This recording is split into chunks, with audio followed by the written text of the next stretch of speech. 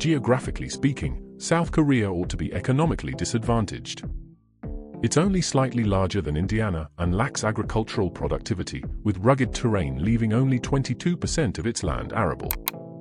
Despite having limited mineral wealth, ranking low globally in coal reserves, and having negligible natural gas and oil reserves, South Korea faces significant domestic challenges. Zooming out, the region is surrounded by historical and contemporary powerhouses, exacerbating its limitations in resources. Yet, despite these odds, South Korea defies expectations by boasting the world's 10th largest economy by nominal GDP, largely attributed to a single entity. Samsung. The story of Samsung traces back to a small grocery trading shop in Daegu in 1938, dealing in fish and noodles. This shop, founded by Lee Byung-chul, unknowingly laid the foundation for one of the most remarkable economic transformations of the 20th century, known as the Miracle on the Han River.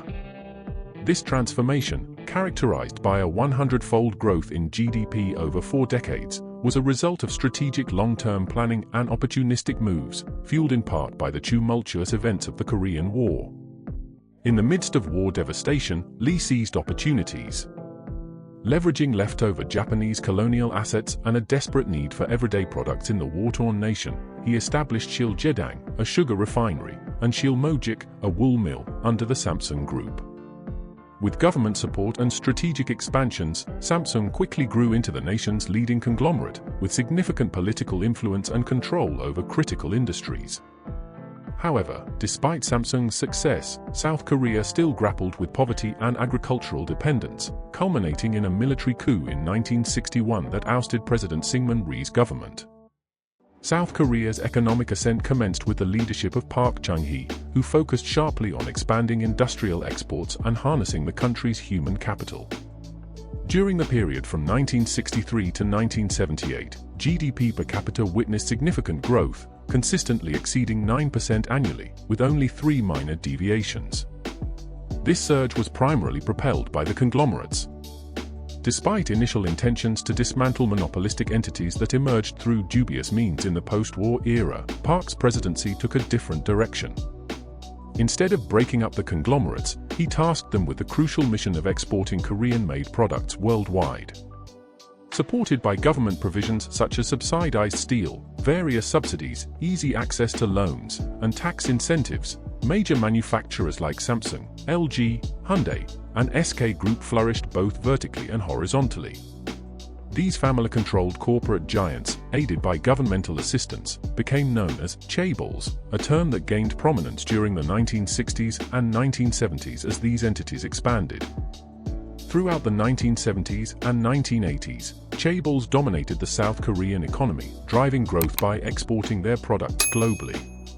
Samsung ventured into TVs, semiconductors, and mobile phones for export, Hyundai penetrated international car markets, and LG established manufacturing facilities abroad, such as in Huntsville, Alabama. Despite debates surrounding the chaebols' influence on politics and society, their overwhelmingly positive impact on everyday life, reflected in significant improvements in life expectancy and infant mortality rates, was indisputable. Even with the passing of Lee Byung-chul in 1987, Samsung continued to expand globally and maintain its dominance domestically under the leadership of his son, Lee Kuan-hee. Today, Samsung has become synonymous with South Korea, with an unprecedented level of economic integration. Remarkably, approximately 20% of the nation's GDP is attributed to Samsung Group revenue annually, rivaling the scale of the South Korean government spending, which typically constitutes 20% to 25% of GDP. This level of economic concentration surpasses even the most extreme examples worldwide, highlighting Samsung's unparalleled influence in a major, advanced, diversified economy controlled by a single family-owned corporation. Certainly, this remarkable influence extends into daily life.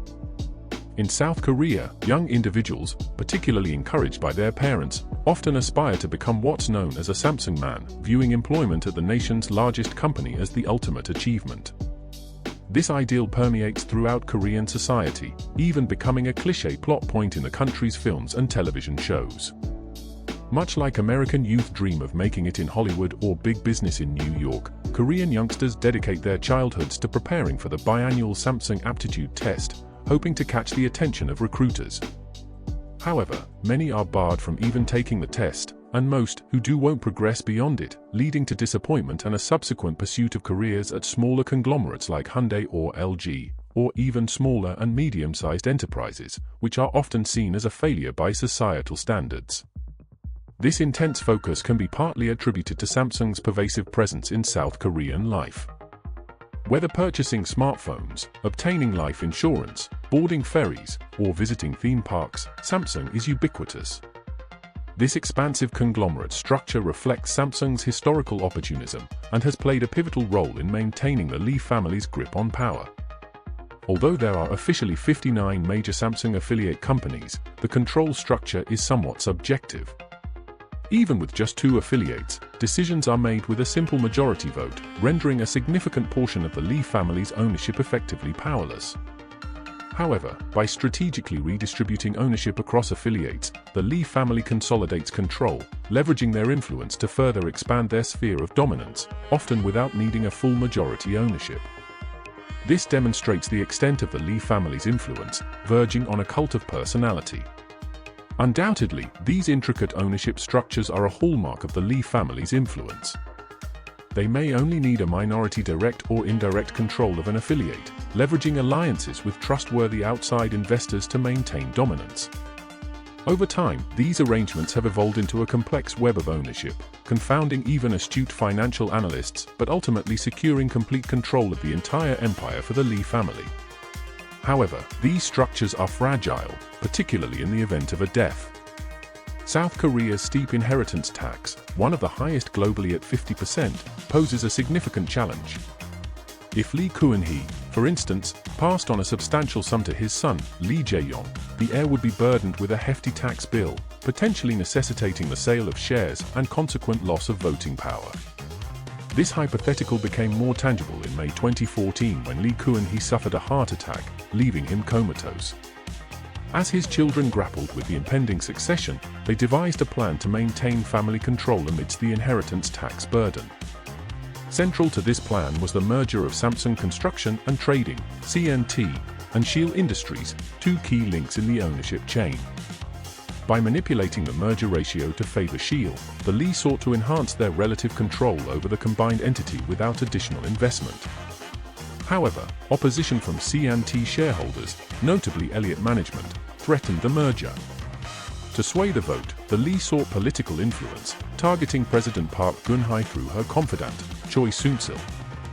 Choi's shadowy role in influencing the president, coupled with donations from Samsung to her foundations, facilitated the pension fund's approval of the merger. Despite the subsequent scandal and legal repercussions, including Park's impeachment and Lee Jae-yong's incarceration, the Lee family's control over Samsung was ultimately preserved. While the scandal tarnished reputations and led to legal consequences, subsequent pardons and Lee Jae-yong's appointment as chairman of Samsung in 2022 signify a return to business as usual.